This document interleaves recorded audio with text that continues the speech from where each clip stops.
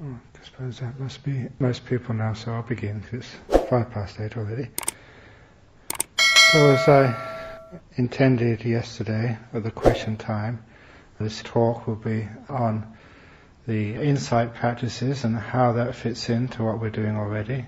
I had already mentioned that it's very difficult to find any distinction between the practice of insight and the practice of calm. The practice is the same, it's just what that brings out, either the calm or the deep seeing into the nature of things, which really just is the only difference there. It's the same practice. In that simile of Mr. Vipassana and Mrs. Samatha, I always change them around. Last time it was Mr. Samatha and Mrs. Vipassana. Whenever you have gender problems, you always have to change around the genders, otherwise I tend to get into trouble. So this time it was Mrs. Vipassana.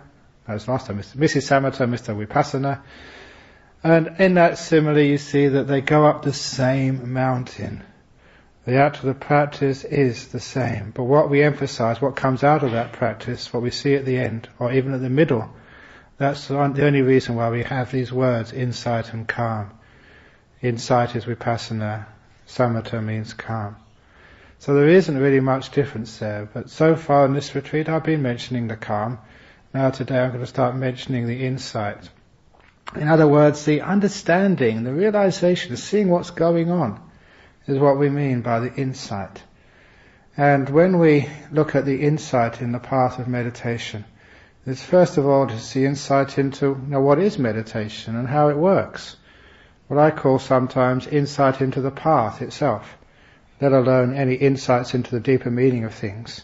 But as I hope I'll be able to show in this talk, the insight into the path actually just develops seamlessly into the insight into the great things such as Four Noble Truths and the nature of existence and who you are. There seems to be a natural, seamless development between one type of insight and the next. But the first insight one gets is basically, what is this meditation business? How does it work? And the sort of insights you get at first, insights, actually what is present moment? What is silence? And you should never look down on such insights, because most people in this world today have got very little idea what present moment actually means as an experience.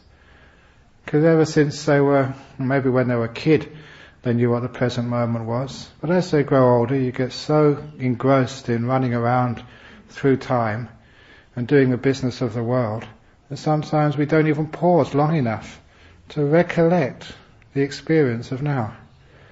And because of that, it's fascinating for me as a teacher to go around teaching people meditation for the first time and just say, okay, just be in the present moment, or be in the present moment.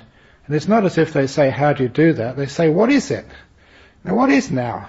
And it's such a shame that so many people have even lost the understanding and realization that they can't even really comprehend what it really means to be in this moment.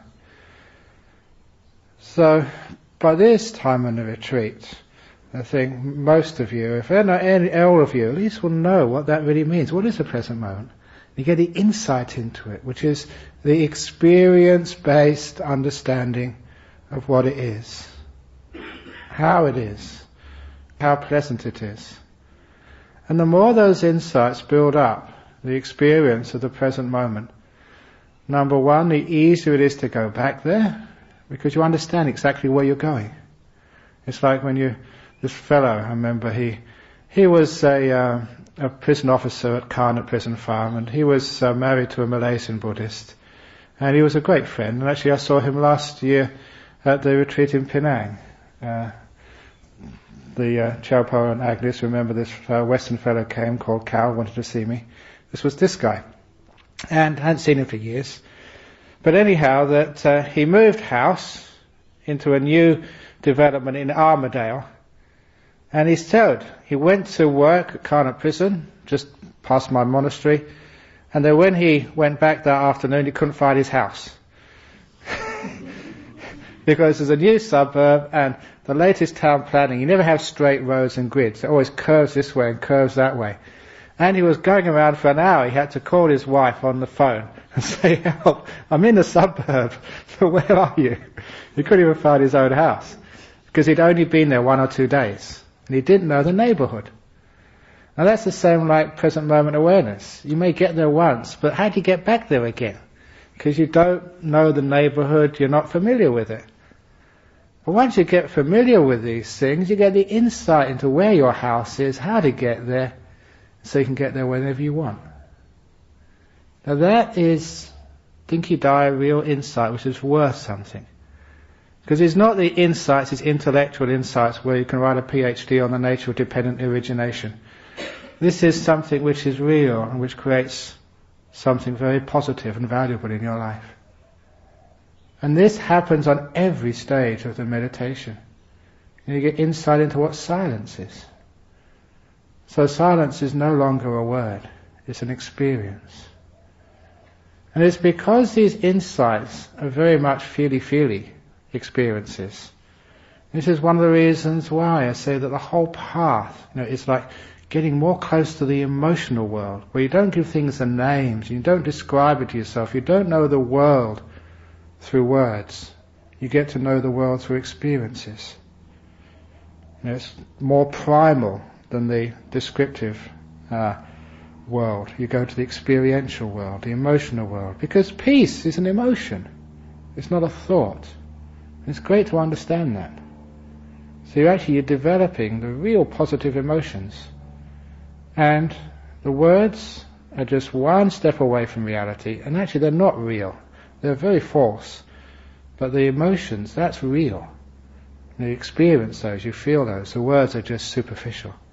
So once you get into this, you get real deep insight into what these things actually are. What is peace? And crikey, people should give an arm and a leg. Maybe, you've already given a couple of legs, really hurting, and a back, and many other sort of painful parts of your body to learn these things, but it's well worth it.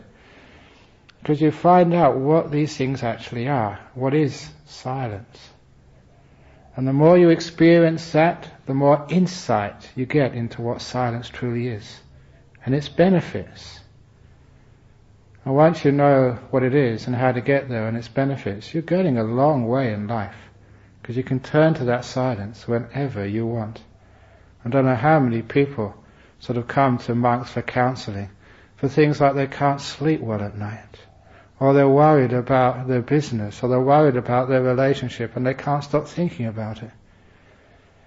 And for those of you who just learn that much in this retreat, how to be silent, you've come a long way in life, because you know just how to calm that whole thinking mind down, which can drive people crazy.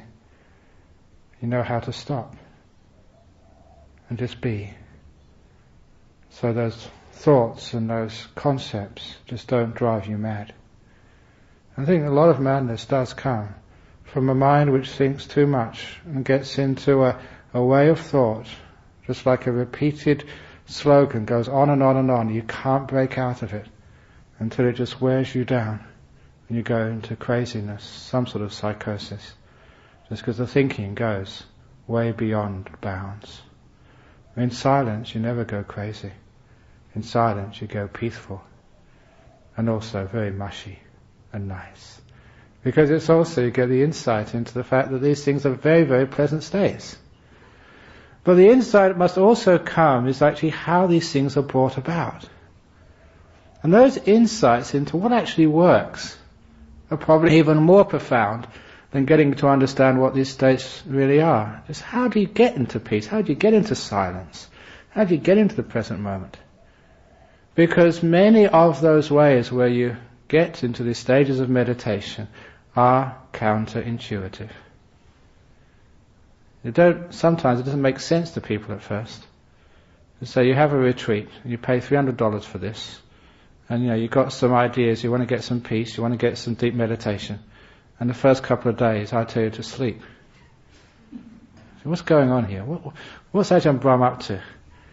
Is it I'm just trying to be kind to you so you can be kind back to me? I'm afraid of pushing you. And that's not the reason. The reason we do this is because it works. And I know this not just through practice, but because I have such insight into the nature of my mind. I know exactly how this thing works. And what you have is I encourage you to do these things and you relax. To be able to develop those states of mind, you do need to relax the body first of all. It is counterintuitive. And if ever you remember some of the stories of Buddhism, you'll understand that you're not the only one who thought it was counterintuitive. In the story of the Buddha's enlightenment, for 6 years he followed the ascetic way, pushing his body to the limit, like a 6-year-long Vipassana retreat. I don't mind giving that dig. And after 6 years, he got nowhere. All he got was frustrated. Because that's what controlling and craving lead to. Eventually, sometimes you succeed, sometimes you get somewhere. There's some rewards there. But all the rewards do is encourage you to more craving and more controlling. Sort of thinking that that's going to be the way. And there comes a time where you can't control the world, you can't control nature. And this is where just control freaks, what they usually respond if they can't control the nature is to try harder. Keep on forcing it. And that just makes them more tense and more frustrated, because the world is much bigger than them. But because of the ego, we think we can control it and do it. We can control our partner, we can control our business, we can control our body, we can control others. But we all come across eventually the brick wall. And we do literally bang our head against that brick wall. But remember, bricks are much harder than heads. So why are you keeping banging your head against that wall? You're never going to break through. You're just going to get a big bruise on your head and a headache. And that's all that happens. When people control so much, they end up with frustration. And the frustration usually gives rise to anger. That's what anger is. It's when you ask from the world what it can never give you. And you stop asking. You demand. You shout. You scream at the world. You don't realize that it can never give you what you're asking for. And with all that screaming, all that anger, eventually it leads to depression. When you give up. Not in the wise way. When you sort of, I can't do anything anymore. You lose your self-esteem, you lose your way in life, and just life is just too difficult. And this is usually what happens. I think this is one of the reasons why there's so much depression in our modern world, is because there are too many control freaks. And we've been encouraged with that control. However, that's a subject for somebody to get a PhD sometime in the future, but not here, whether depression comes from the controlling mind. But here, now in the Buddha's time, after 6 years of that, he gave up. And he decided to go for the middle way. In other words, resting, eating properly. For all of those of you who think, wow, the breakfasts on this retreat are too much, we should be more simple with our breakfasts. Then think what the Buddha had for breakfast before he became enlightened. He had this milk rice which was actually prepared for heavenly beings. So sometimes I must admit the breakfast tastes so nice, I think it might be prepared for a heavenly being. But this is what the Buddha had. And he did not just sit sort of on the bare floor. He sat on grass cushions. He made himself a zafu because it was comfortable for him. So you don't force the body. Now when the Buddha started doing that, he had these 5 friends. You couldn't really call them disciples yet. They were just hangers-on who decided to befriend the Buddha and his striving. And for 6 years they were watching him thinking, wow, this guy's trying so hard. If anyone's going to get enlightened, he is. Look how hard he strives. And when he gave up after 6 years, they said, he's just a scallywag. He's just a namby-pamby cream puff. He's given up. And they left him. That's why some people might say, you didn't get up at 4 o'clock in the morning every morning, you didn't sit for 7 hours, 10 hours a day, you're just namby-pamby cream puffs as well. This is Ajahn Brahm's namby-pamby cream puff retreat. And they think, oh, this is soft. If you want to real meditation, real enlightenment, you've got to really go for it. And that sort of attitude, obviously those 5 friends, that's what they thought. So as soon as they saw the Buddha taking this middle way, they just abandoned him. They just gave him up. Say, okay, you're not going to get anywhere. Because it was counterintuitive. It didn't seem to make sense. But obviously it did make sense, because the Buddha became fully enlightened. That beautiful middle way is so subtle, and probably the greatest discovery of a Buddha. To find out that through this resting, through this calming, through this gentleness, through this loving kindness, through little by little being happy to be here, instead of striving to get somewhere else, you develop peace. And for those of you who follow the instructions and have slept in the mornings, congratulations, well done, you're my best disciples. Those people who got up 4 o'clock every morning, I'm very disappointed with you. You control freaks. Because you'll find, by experimenting this way, actually you do feel peaceful. You get an insight into just how to make the body and mind feel supple and workable for the task of meditation. For those of you who try very hard, you find, you can get up early and you can sit straight, but there's no softness there. You can't work the mind. It's like hard clay. So you're getting some insight in what you're doing here and how to create peace. Later on, when you really understand how the mind works, this is just experiential insight, it works. Later on you'll find out why it works. And that why it works is the insight which I'll come into later on, I hope, if I have time. The insight which I've mentioned already, the doer and the knower business. Understanding the mind, just the source of you, if you like, the engine of you. 2 parts to it, the knower and the doer. The mind's only got so much energy. And if you lose all that energy into just doing things, struggling, working, striving, that does take energy. You know what it's like when you say, I'm going to sit for half an hour, I'm going to get up in the morning. That takes a lot of mental energy. And the trouble is that after you do that, you've got not much left. That's not how you generate energy. That's how you tire yourself out. So what one does, actually that's what the Buddha said, that extreme of the middle way, the asceticism, he called it Atta Gilamatanu Yoga. It means the practice of literally tiring yourself. That's Gilamata. So people tire themselves out with that striving. When they rest and relax, as many of you feel, after a couple of days, a nice retreat, you don't need to do so much, take it easy, you feel energized. And that energy is not just energy of the body, because you had enough energy of the body, it's the energy of the mind. It starts to want to engage with the task because it's energized. It's like putting the good fuel in your car. There you can go somewhere. But you've got to get the fuel in there first of all. And you get this wonderful deep insight that the way to get energy of the mind is through stillness. As Ajahn Brahm said, and it's in the suttas as well, the energy of the body comes from exercise, also food as well.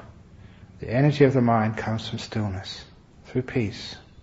Not through craving, striving, but through stilling everything. That's where you get energy. If you get that insight, you'll understand how meditation works. You'll understand why, when you keep craving and striving and struggling for things, you don't get anywhere. You just wear yourself out. When you've got restlessness, when you've got frustrated, when nothing is working, just be still. Don't try and make it different. If the more you struggle with the negative states of mind, you're feeding them.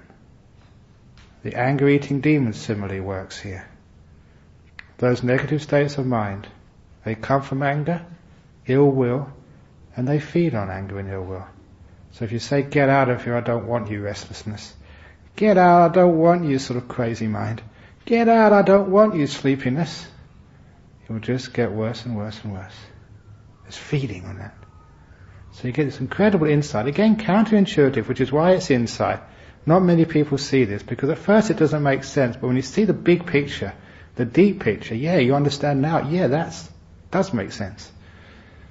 So you still the mind, and you get all this energy up. And it's a wonderful thing to be able to do. Sometimes as a young monk it just happened by chance. Sometimes, you took it easy. Sometimes, you just managed to drop into stillness, and you had all this energy coming up. And sometimes it's true you can't sleep at night because you've got energy. And where's that come from? Because you've been still. You try and strive. And by the end of the night you just get sort of so tired. When you're still and doing very little, you don't need to sleep so much. But you also get the great insight. It's not just for the sake of stillness itself. But you'll also notice the relation between the more still you are and the more happy you are. Which is another incredible insight. Sometimes you wonder why people just don't see that. You've got to sort of knock your head and say, come on, that's been so clear, it's been right in front of my eyes for years. But when you get very, very still and peaceful, the mind brightens up, and whatever you see, whatever you hear, whatever you taste, is more full of delight. So the experience which I had, first retreat, again, I was still a student at Cambridge. We hired 2 boarding houses, and we just had a room in the boarding house each. There's only a few of us meditating this time. And we did a 9-day retreat. So it wasn't the most conducive of surroundings, but, it was a nice place to do some meditation, and the teacher was good. And we're doing breath meditation all day. But in the morning, I think it was between 6 and 7, we were encouraged to go for a walk before breakfast, to have some exercise. And every morning I went for a walk to the Botanical Gardens, which was quite close by. And I knew Cambridge because I was a student there. So that would be a nice place for exercise. It was only about 3 or 4 minute walk from the boarding house, and when we got to those Botanical Gardens, I couldn't go any further.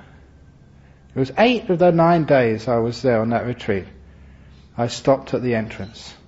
The other 9th day I decided to get some exercise. I went to the river instead. But on this first day I got to the entrance of the Botanical Gardens, and there at the entrance was a clump of bamboo. My goodness, I've never seen such a beautiful clump of bamboo in my life. It was like out of these Japanese paintings, or these Chinese watercolours. Just the way the bamboo is like thick at the bottom, and it gets more and more slender, and as it gets slender it curves in this beautiful arc. And its colours, the greens, and when it gets to the knots, how it sort of fades into yellow, and just this perfectly proportioned spaces between each stem to the next stem. And the leaves were just so delicate and almost sensual, just the way they sort of were slender, and then they just came to a beautiful point. And because there was an early morning breeze, it was just swaying, like dancing, like some sort of ballets out of Tchaikovsky in the morning breeze. And I was entranced by it.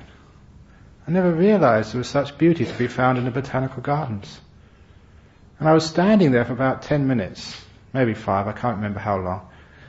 And I thought somebody's going to look at me and going to take me away, just standing staring at a clump of bamboo. Because there are some really crazy students, they probably thought I was on some LSD or something. So I saw there was a bench nearby, so I just sat down at the bench, and I could just sit down and stare at that clump of bamboo. And it was only because of the craving for breakfast that you had to tear yourself away from that and just go to have your breakfast. But I went back there the next day, and the next day, and the next day. For 8 days of the 9, I just stared at that incredibly beautiful clump of bamboo. And that was almost like 8 hours.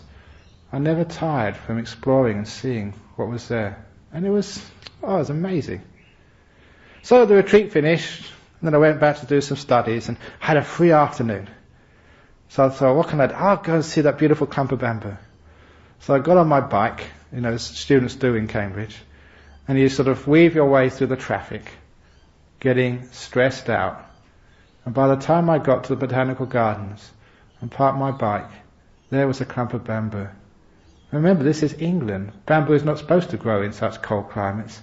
And it was the most thin, depressing, spindly, uninspiring, sort of a bush which should really be taken out, clump of bamboo you'd ever seen in the world. And it was a shock to me. So where's my beautiful bamboo gone? It hadn't been replaced, it was the same clump of bamboo, but now it looked just completely uninspiring. And I realized then why. The clump of bamboo was always the same, but in my meditation retreat my mind had become strong. And just the clump of bamboo just became, so amazingly beautiful. So much so it took my attention away for 8 days. Now that's just an experience which I never understood at first. Sometimes when it's not explained to you, you think, your mind's going a bit crazy. But now that I know how that mind works, the more still it is, the more happiness it has. And the sign of happiness is whatever you see, whatever you hear, whatever you feel, whatever you know, is infused with joy. Anything. I'm not joking, but sometimes when you get into deep meditation, you go to the toilet, look at your shit in the bowl and think, wow, that's amazing. Look at the browns and the colours in there and the shape of it. Gee.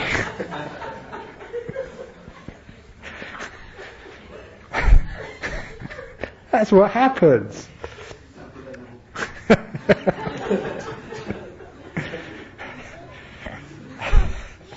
Simply because whatever you look at is delightful. It's actually one of the meditations which monks are supposed to do, meditating on a decaying corpse. And this is standard. The monks, they watch his decaying corpse, and after a while it gets so still and calm. Even like rotting flesh looks actually beautiful. And sometimes you do like a skull meditation, and after a while that skull looks so beautiful, it just gets brilliant and radiant, literally, and becomes nimitta. This is what the mind does. And you get insight. Once you get these experiences, what's happening here? Why is shit look so beautiful? And you know the reason why. It's nothing to do with the object out there. Stillness creates that happiness and joy, and whatever you experience now becomes happy. And then also you start to think of the opposite. All the things which look ugly, which are detestable, which I hate. Is it them or is it me? Is it my husband's fault? Or is it just being a husband? Is it because my mind is tired and depressed and just no energy left? Now you've got some deep insights into life. It's not life's fault. Life is just life. Husbands are husbands, wives are wives, kids are kids. Don't know how many people complain about the 14, 15-year-old boys and girls. Usually about 16-year-old girls, they complain about 14-year-old boys. But it does change a bit. But because kids are being kids, boys are being boys, girls are being girls, partners are being partners, monks are being monks, nuns are being nuns. This is just what life does. But it's what we add on to our attitude. And that's what's creating the happiness and suffering. You are getting some powerful insights. And of course you're getting one of the deepest of insights, not just how to meditate and how it works, stillness, seeing the beauty in things, or arousing that beauty in things, and so clumps of bamboos do really stand out. And in fact, a clump of bamboo looks beautiful. Imagine what it's like when you close your eyes and watch your breath. It's not this dusty, spindly, dry old breath anymore. As you get into the meditation, you watch the breath, and it's just amazing, it's so nice. And you can stay on the breath for hours. Easy. If you haven't got energy, maybe 1 or 2 minutes at most, and then you go off into plans of where you're going to go next, go into fantasies, go into sort of dreams of the past or whatever. It's nothing to do with you can't do it. Don't think that you haven't got enough will or skill.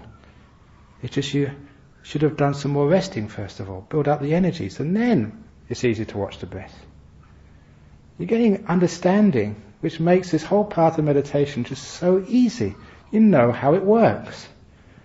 So I look at my breath, and if I'm really tired, waste of time looking at my breath, just relax more, do some loving kindness, make peace, door of my heart's open to whatever's happening.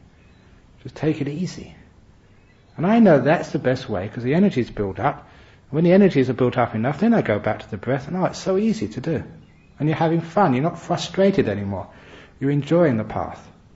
It becomes a path without groaning, as I said the first night. And that's what the Buddha said. Monks, nuns, lay men, lay women, this path I'm teaching is a path with no groaning at all. It leads all the way to enlightenment with a smile. Wow, that's the path for me. I don't like all this groaning business. I did enough of that at school and university. You do enough of that at work. You do enough of that in the car going to work in the morning. So no more groaning. Isn't that lovely? So you understand why that works. And that insight into the nature of the path and how things work just make meditation so easy. And get into the breath very, very simply. And it takes time. Sometimes you can't get there immediately because the causes and conditions aren't right. But you know how to get those causes and conditions into place. And that's all you can do. You put them into place, and it's easy. And you get some deeper insights as well. Because you understand this is a path without groaning, you get into these states of meditation. They're not only peaceful, but they get happy. You know, everything starts to look beautiful. And you're getting a lot of joy coming up. And sometimes you wonder, what's going on here? I've got no sex, no movies, got no menu for the lunch or the breakfast. You know, I'm only eating in the morning time. What most people think is a very boring, even, this level, an ascetic way of spending your holidays. You're having a great time. That's why when so many people go home from a retreat, they say go back to Singapore or to Sydney or Malaysia or wherever. They say, what do you do for Easter? What do you do for your holidays? Yeah, I went to a retreat, got up 4 o'clock every morning, did this really boring chanting, and just sat on my bum for 9 days. They do think you're crazy. So look, why don't you get a life? Go to Paris. Or, at least sort of go to Sydney and see the Opera House and the bridge. Or, go to this beautiful, the Kimberleys, these beautiful waterfalls and forests and stuff. What do you mean you're just in a monastery for 9 days and that's your retreat? And then you give them the kiddy, you say you paid for it as well. I think you're really crazy. But that's what they say. But how you feel? And so many people say this is the best holiday of the year. That's why they do come all the way from Singapore. They've only got a few days holiday a year. And instead of actually going somewhere else, they come to a retreat. Why? Because they understand what real happiness is. It's one of the sayings of the Buddha, which, is one of the great ones. And it really sort of shocked me when I first read it, and continues to really amaze me. Very pithy saying. He said, whatever ordinary people say is happiness, the enlightened ones say is suffering. Well, the ordinary people say is suffering, the enlightened ones recognize as happiness. Basically, the world's got it completely the wrong way around. He was challenging. So what's the happiest things in the world? Movies, sex, family. The enlightened ones say that's suffering. And I love stirring people up. Saying sex, that's suffering. They think, come on. I know you've been a monk for over 30 years, but you should remember something. But that really stirs people up, because that is really poking deep. And yeah, it is. But you can't know that, just in theory, but it's very suggestive, because this Buddha was a very, very, very wise person, at least. And everybody recognizes that. If you're a Buddhist, say, this fellow had everything, had the works. And so if he said that is suffering, how can you know that? Now you're finding out what happiness is when you're meditating. Doing absolutely nothing. Keeping still. And you get all this happiness coming up. And sometimes you get so deep in meditation, you get the biggest happiness you've ever had. And that blows you away. Even nimitta stage is huge happiness. And when you get to jhanas, that takes the ground away from you and what you thought life was all about. That just spins you. Because you've never known so much happiness before. And it's happiness which comes not from getting things, not from accumulating stuff, not from controlling. It came from completely abandoning as much as you possibly can, from letting go, from being still, and building up that stillness. And that's one of the reasons why I teach these retreats. Eventually, so that you can taste those jhanas. Just taste them once. Or at least get to nimitta and get these incredible blisses where you think you're going to explode with pleasure. Not physical pleasure, but the mental stuff. It's powerful. Then you'll understand what the Buddha said. What the enlightened ones say is happiness. Ordinary people think it's suffering. You're sitting there with your eyes closed, absolutely still. How can you do that? You must be holding your body so tight. That would be torture. I think in Guantanamo Bay they call this like a stress posture, isn't it what it's called? You have to stay in one position for so long, and that's supposed to be torturing you. So you eventually confess to whatever they want you to confess to. Whether you did it or didn't do it. But nevertheless, when you're actually sitting still this way for many hours, in deep meditation, you're just so blissed out and so happy. It's not stress at all. And it's actually the soldiers are the one who are stressing out. People working and rushing about and going backwards and forwards and thinking. For me, thinking is a stress position. That's torture. So, you understand from your deep experience something about the nature of happiness. And you recognize that what that was explained as by the Buddha, central teaching of the Buddha is Four Noble Truths. The Buddha was actually teaching what is happiness, what is suffering. You are now getting deep insight into the Four Noble Truths. Real insight from your own experience. Especially Third Noble Truth, which I focused on the other morning. Just giving, expecting nothing back in return. Throwing things away. Just, this is good enough, being free wherever you are. I don't want to be anywhere else, this moment's good enough for me. And just nothing sticks to you. The Buddha called that the path to end of craving, to enlightenment, to the ultimate happiness.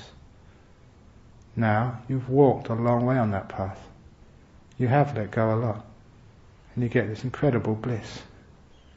Which is why, even in the first jhana, the Buddha called that bliss Sambodhi Sukha, enlightenment happiness. Everybody knows that it's not enlightenment, but it's so close. It gives you your first taste of what enlightenment is. Not as a theory, but as an experience. And you're experiencing it. Anyone who's experienced a jhana, and you read that, you cry. You're tasting what the Buddha tasted. This is no small thing. This is huge.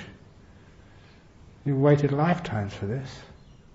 And now you're literally standing where the Buddha once stood. Or sat, if you like, under the Bodhi tree. Or sometimes when people go to India, pilgrimage to 4 holy sites, I tell people, don't go to India. Go to the 4 holy states in the mind. First jhana, second jhana, third jhana, fourth jhana. You don't need a passport or a visa. And it's much easier. And those are the real holy sites, because if Bodh Gaya and Kusinara and other places, if they inspire you, these places will knock your socks off. That's why I never wear any socks, because I've been to those places. They're incredible. And you're experiencing real happiness. And you say, why? You see, this is, you've actually done the Third Noble Truth. And you look at it more closely, you've done the Eightfold Path. You've had a right view, a view of renunciation. You've understood the path, you've done the right intention, gentleness, love, and just letting go. And you've kept your precepts, the 3rd, 4th and 5th. You've actually found out at last what right effort is, because it's worked. You got the insight into that very, very delicate, noble truth of what is actually effort. So you've got that right effort because it's worked. And you have this mindfulness incredibly strong. So powerful, whatever you see, whatever you feel, it just, wow, you can really see into it. And you've got the stillness of samadhi. You've walked the path. So you know what that is. Then you look back and, why is it that sometimes this doesn't work? Second noble truth, craving leads to suffering. And next time you meditate, after you've had a deep meditation, you crave, I want it back please, and you'll suffer. That's always, sometimes for women they have this called postpartum depression after you've had sort of a baby. And sometimes you have post-jhana depression after you've had a child. I can't get it back again. Because you're craving. So the Dhamma is just right there in front of you. The Four Noble Truths are very, very clear because you have the experience. You've got the data to understand it. And the biggest question of your whole life, happiness and suffering, it's right there in front of you. This is what we mean by insight. However, there's more insights which come. Because most times when people think of insight meditation, they don't actually talk about the Four Noble Truths. They always talk about anicca, dukkha, anatta, impermanence and suffering and non-self. But this is actually what you can also get into. Only when you've got a strong mind can you start to see, for example, what suffering truly is. Which is one of the insights which I teach, and you never hear this in any other insight meditation retreat. You only hear it in these sorts of retreats. Is the insight into your past lives. That's called an insight in the suttas. It's not just impermanence, unsatisfactoriness or suffering and non-self. This is the first insight the Buddha got under the Bodhi tree. Recollection of his past lives. Why is that an insight? Because that gives you the big picture. If it was only about this life, and if at the end of this life, you were going to die and that was it, finished, kaput, gone forever, you might as well just get as much happiness and pleasure as you can. And when you get old, shoot yourself. That would make a lot of sense if this was the only life. Enjoy as much as you can. Before too much suffering comes along, do yourself in. And that would be philosophically, morally understandable. And that's what many people do. But if you saw the bigger picture, this is just one life amongst many, it will change one's whole attitude towards what you're doing. That certainly is the possibility. Because certainly you have no one's ever been able to prove that rebirth doesn't exist. But it's been difficult to prove that rebirth does exist. There is proof out there if people have an open mind. But the most convincing proof is your own experience when you remember who you were before. And this path of meditation gives you the opportunity to do so. If you've had a good meditation, a deep meditation, usually at least to the level of nimittas or after a jhana, but at least to nimittas, and you feel you've got a lot of stillness, a lot of energy, a lot of power in your mind. Pause and just ask yourself the question, what is my earliest memory? What is my earliest memory? When the mind is energized with lots of mindfulness, lots of happiness, and very still, that mind will be able to recollect early memories. That's why the Buddha sometimes said the mind becomes like workable, malleable, able to do its job. At other times it's just too stiff and it doesn't do anything. But at this particular stage you can just make that suggestion, what's my earliest memory? And if the mind is ready, it's incredible, just the memory comes up into your mind within seconds. A vision, a smell, or something. If it comes immediately. You don't have to work. You just make that suggestion and then shut up. No struggle. And if it comes very clearly. Not as, was this a past life? Or if anyone comes up to me and say, well, I had this sort of vision, it was sort of like this, and I don't know whether it was or wasn't. The answer is it wasn't. Any doubt at all means it's not the real thing. Because when these things come up, incredible just in the fact that that was you. No doubt at all. Most times it comes an early time of this life. Being a baby, being in your mother's womb, or whatever. And that comes, you're back there, you're re-experiencing that time as if it was now. If you open your eyes, but you don't really want to open your eyes because you're enjoying this, you open your eyes, you're back in the room here. Close your eyes, you're back on your mother's womb. Or in the mother's womb again. It's a re-experiencing. You've already had some weird experiences in this retreat, some of you. And this is a weird, but it's real. You re-experience things. And the nice thing about when you're re-experiencing these things, you've got enough movement. You can actually move your mind to actually see over here, to see over there, to ask, what was that person's name? And you know straight away, just thinking it. What's her name? And then subverbally, the name will, or rather you know the name of that person. You know exactly where it is. You can explore those visions of past lives. Which is great because you can actually get some data. You can check whether what you saw in that sort of vision of a past life, whether it's actually accurate or not. If you had a previous past life which is not that long ago, and you can actually have records and check out if that was really you. And that, again, blows you away. Yeah, you did live before. You know who you were, and you can get the information, and yeah, there it was. Now that's a powerful insight, which means you don't have to doubt any more about the truth of rebirth. It's a fact. And that gives you the whole big picture of suffering. Because when you realize what it was like to die before, and the time before, and the time before that, when you remember just what it's like, sort of now being rich, now being poor, now getting married, now getting divorced, now doing this, now doing that, it gives a sense of, I think the word is ennui, sort of not so much boredom, but do I have to do that all over again? It can be something else. How many times do we have to do this? And it gives you the biggest picture of what suffering really is in life. Sometimes you have a wonderful life, sometimes it's not so wonderful. Sometimes you get cancer, when you're quite young. Sometimes you're fit and healthy, sometimes you die in wars and all sorts of ways of dying. Sometimes you've been really wealthy. Why? What's the point? When you've had it many, many times, and you see that many times, it gives you a different perspective on what life is all about.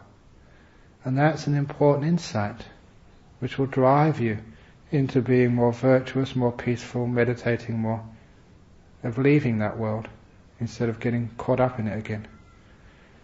So that's a valid insight which we teach here. I mention this at this point because some of you are getting into deep meditation. If you get a deep meditation, just experiment, play around. Ask the question, it only takes a second or two. What's my earliest memory? And see if anything comes. If it doesn't come up, drop it immediately. Don't try again. The mind isn't ready yet. Another time, another place, deep meditation, what's my earliest memory? Whoosh, all starts coming up. I should mention, if you get like an early life memory as a little baby, okay, explore it, have fun there. And then when you've had fun there, stop and say, earlier please. It's just like asking your mind, like your mind being a servant. And it's so soft, it's really willing to do whatever you want. So earlier please. Well, a word of warning there, if you do get your previous life, the first memory of your previous life tends to be when you died last time. And for some people that's not a pleasant experience. So if you get that sort of memory of your last life when you were dying, instead of exploring that, or rather sort of rebelling against that and saying, I don't want to do this anymore, because it's a re-experience. You're right in there. Rather than looking from a distance at it, you're inside the scenario. If that happens, just quickly say, earlier please. So you can move back from your death experience to sometime earlier in that life. So you can actually experience the life rather than the ending of that previous life. And that actually stops people getting some negativity, because a couple of people, they've got like a past life experience, they've got the time they were dying, they don't want to do that ever again. It's just too unpleasant. And it's important to be able to get those past life memories, so if you can, it's very helpful. So go earlier. As soon as you get that feeling of sort of, I'm dying or whatever, that very, very painful, unpleasant feeling, just earlier please. And the mind will very often oblige and just go to an earlier part of your previous life, which is not so hard to see. That's the experience of previous lives. Now you can understand something more about anicca. coming and going, rise and fall, things coming and passing away. Because you've got the data, you've got a big picture. Just one life is sometimes not enough. Many, many lives. Oh, now I'm wealthy, now I'm poor. Now I'm a girl, now I'm a boy, now I'm a monk, now I'm a lay person. Now I'm rich, now I'm old, now I'm African, now I'm Chinese, now I'm Caucasian, now I'm this, now I'm that.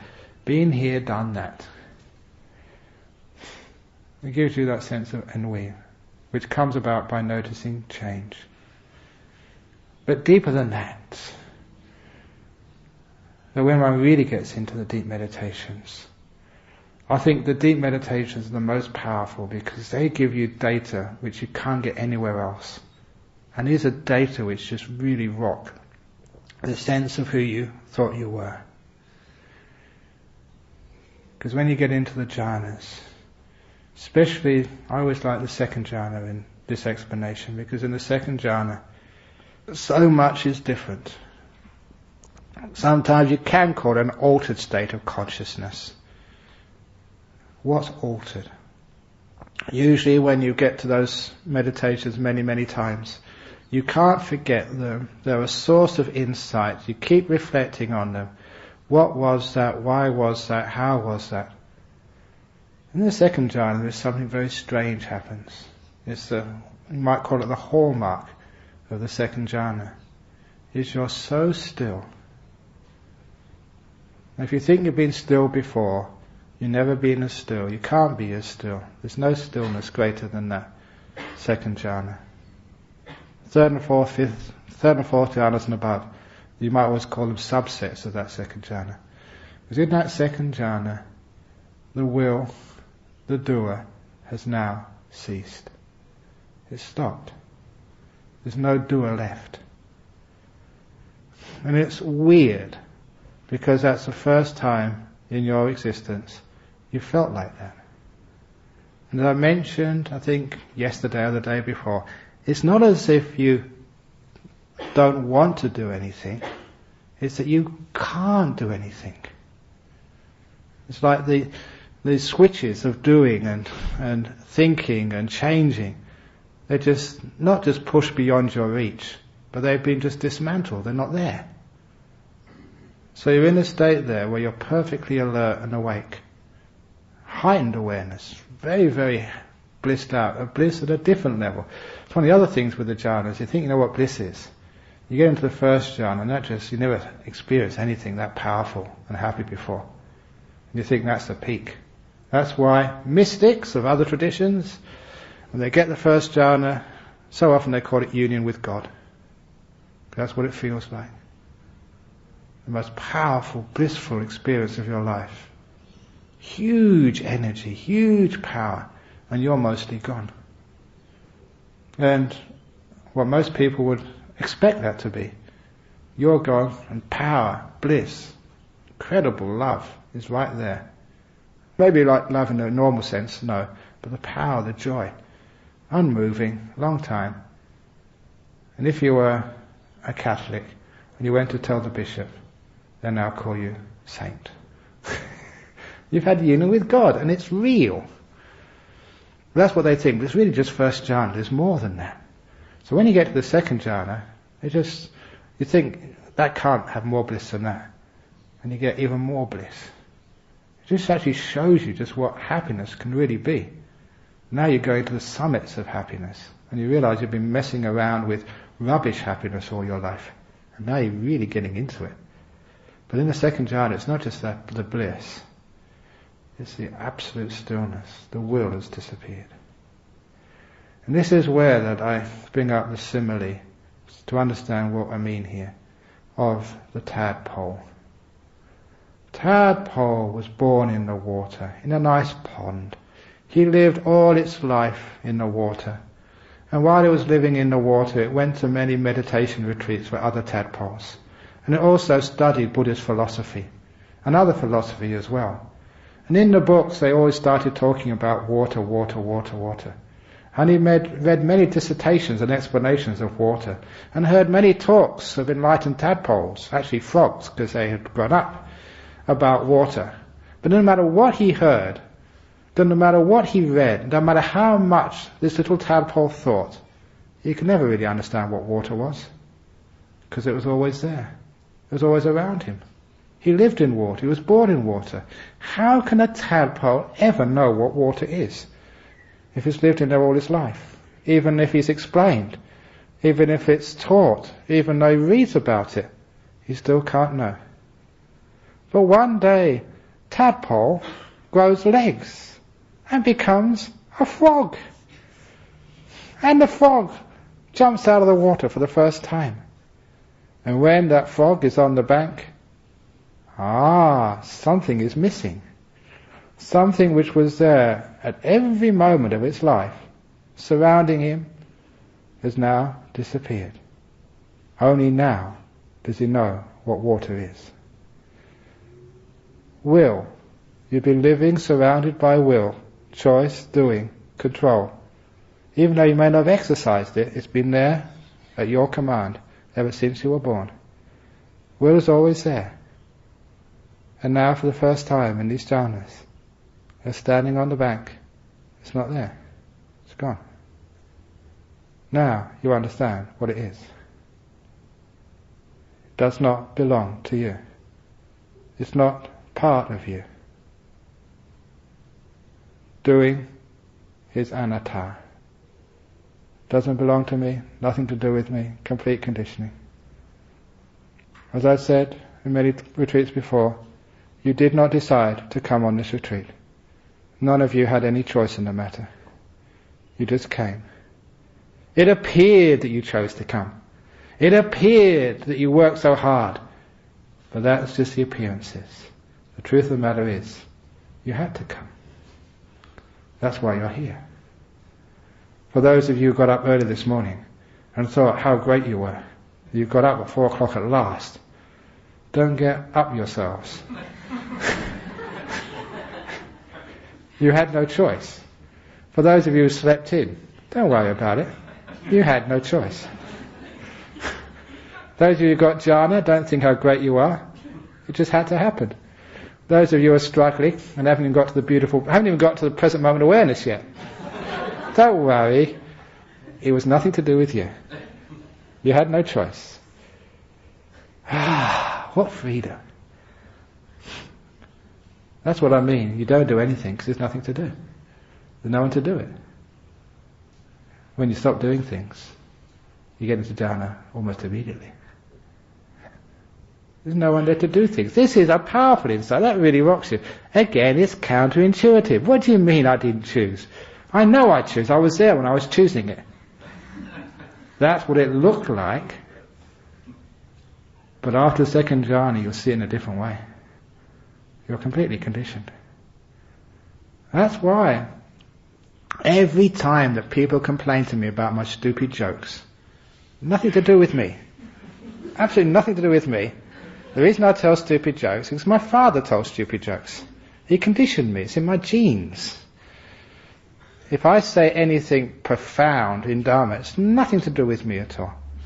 It's to do with my teacher, Ajahn Chah. Because I got it from him. He got it from Ajahn Brahm. He got it from somebody else. Eventually it gets down to the Buddha. And the Buddha got it from his master. In a previous life, he was Kassapa the Buddha. So it all just keeps going down. It's nothing to do with me. It's all this beautiful conditioned process. And for those of you, John at the back there, who read that wonderful sutta in the Anguttara Tenth about this conditional process of how you become enlightened, it's in that one, not only mentions a fault-finding mind, but also mentions this great statement, to become enlightened, somewhere you've got to listen to the words of another enlightened being. Without that, enlightenment is impossible. Wow, why? This is how the seed, there is a transmission in Theravada Buddhism. You get conditioned. And so, I don't care if people argue with what's being said here, or if they reject it. It's too late now. It's in your mind. You have been brainwashed. It's far too late. So never mind. This is what happens. And you find that when you meditate, and some of you let go here and you get this deep meditation here, you ask, wow, I've done it. You haven't done it. I did it. I got you into that deep meditation. And it's not really me. It's my teacher did that. It's Ajahn Brahm. And the Buddha worked. That's why you got into deep meditation. The Buddha's conditioning, his Dhamma, has got into you. Through many, many other teachers. And that's why at a certain time in the meditation, you've actually let go. You've renounced what you thought was an act of will coming from you. How good you are, I can do it at last. Nothing to do with you at all. It's just the Dhamma going through you. The wheel of the Dhamma rolling in the world, in the people. It's fascinating when you see it that way. It is part of this whole process. Whether you like it or not, you're going to get enlightened. So you might as well like it rather than lump it. It's a very pleasant path. And it gives you, this is what non-self is all about. Isn't it beautiful? You know, I don't have to worry about anything. It just happens. Sometimes people say, if there's no will, why do anything? Why even get up in the morning? And the answer is, because you've got no choice.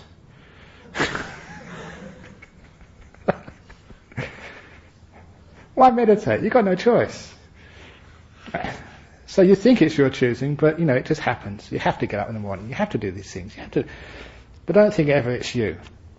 It's what we call the driverless bus. I better stop because I'm going over time. The driverless bus. You think there's a bus there. You go to the driver's seat. The full simile you've heard before, many of you. You find there's no one driving this bus. That's a shock. It's a beautiful relief after a while. The bus is you, your body and mind. And you always think that you're in control, you're driving it. You really think you can decide to walk out now. You're not free to do that. Go on. Sometimes you think you can do this, you can do that. After a while, you find out, who is this doer?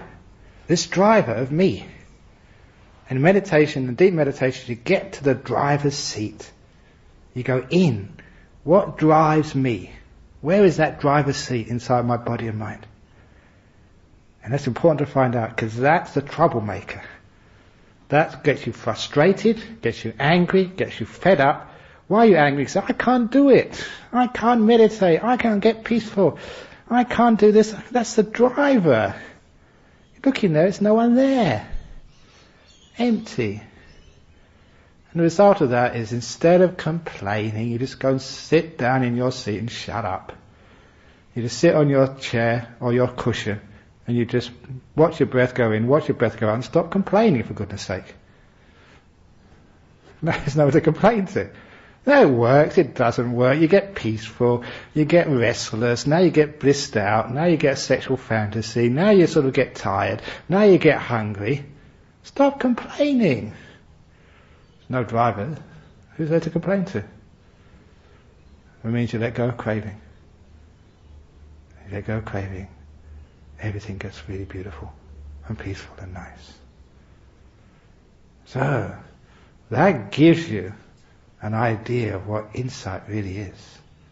Not only does it show you how to meditate, not only does it really get you some incredibly powerful realizations of what happiness is, it answers some of the biggest questions of religion and philosophy. Were you before? How were you before? Are you now? What are you now, if anything? And what drives the world? What drives you? When you realize all of that, it's empty. What a relief when you've got no one to worry about. It's like when you become a monk or a nun. You give up the 3 crooked things. And when you get enlightened, you give up the 4th crooked thing. Your stupid mind. You know what I mean by being crooked? If anything is crooked, your mind is the most crooked, the biggest crook. You're always deceiving, promising this and never living up to it, always deceiving, lying, swindling. I've been swindled by my mind, but no longer mind. You give up the 4 crooked things. The housework, the ladle, the husband or the wife, and lastly, the mind. And then you're free at last. You're the real monk or none. Okay, so that's deep insight. Da da da. Any questions? Any questions on that? Yes, we got one up there. I'm very glad you asked a question. You didn't really have any choice, so good job you submitted. I'm curious to know the mind conditioned process, so for instance, when we're naturally inclined towards happiness or receive happiness to be, is the best thing that we could possibly do to, I guess, speed along our path, is not to will anything, but to just be happy. It is the best thing in life. Just to speed along the process, not to win anything, but just to be happy. It's just not really, because you can't speed up the process. The best thing is just listen to the teachings of the Buddha. I would always say that's the best thing to do, because that just sort of, is a great conditioning. It conditions you out of samsara. So you're getting the will from the Buddha, and he was pretty good at getting enlightened. So that's the best teacher. So you put that in your brain, and you soon get out of samsara.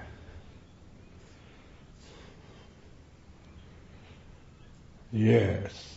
When you said words of enlightened being, does that include like teachings of the Buddha, or does it mean that in your this lifetime or past lifetime you must have many songs?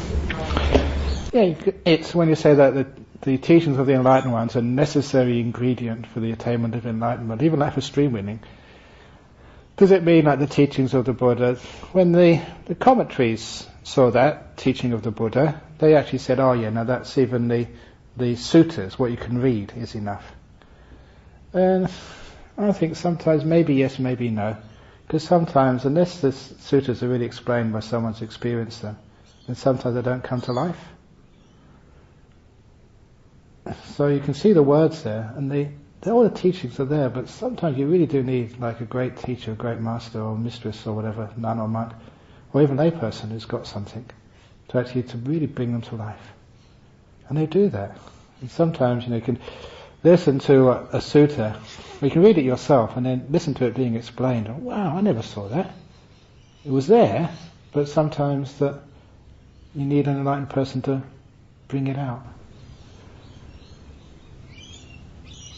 So maybe about a couple of years ago I thought maybe the suttas were enough, but I think really you do need someone to actually to give that little bit of zest to them. The Buddha is in his past life, isn't it? Yeah. Oh yeah, that's right. If it's a past life, yeah, because remember when Siddhartha Gautama, before he got enlightened, the first thing he remembered under the Bodhi tree was his previous lives, one of which was under Kassapa. So he would have remembered all the teachings. This was before his enlightenment. He would have remembered the teachings which he got from Kassapa the Buddha before his enlightenment.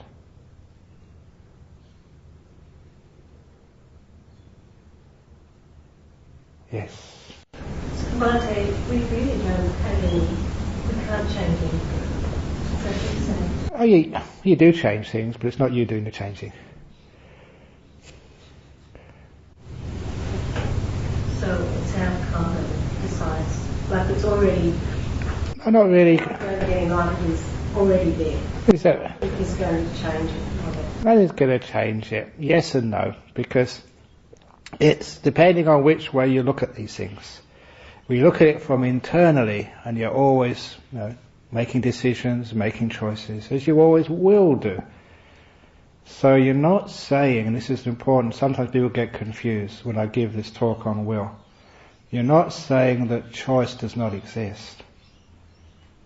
Choosing, even willing, striving, deciding, that's a given. You can see that happening. Now I'm saying that where is it coming from? What causes that choice, that will? When you start investigating that, you can start to see that it's not from a person, it's not from you, it's from all these influences on you. You've had a huge influence on this retreat, which is why that sometimes it gets easier to meditate on a retreat like this, because you've been brainwashed. You've been conditioned. influenced. And your choices, which you make seemingly freely, you can see how I've influenced many of those choices on this retreat. Now you can extrapolate that to see all your choices, where they really come from. So choice it exists, but it's not coming from Irene. That's a fascinating one. But it's hard to see until you become a frog and jumped up onto that bank and this water's gone. Now you know what water is when there's no more water left. Which is a great time to stop, because we have interviews now. So, have a nice time meditating, but please don't think about will and confuse yourself for the next couple of hours. Instead, just drop it all, let go, develop nice meditation, and then experience rather than thinking about it. Otherwise you drive yourself crazy. Okay.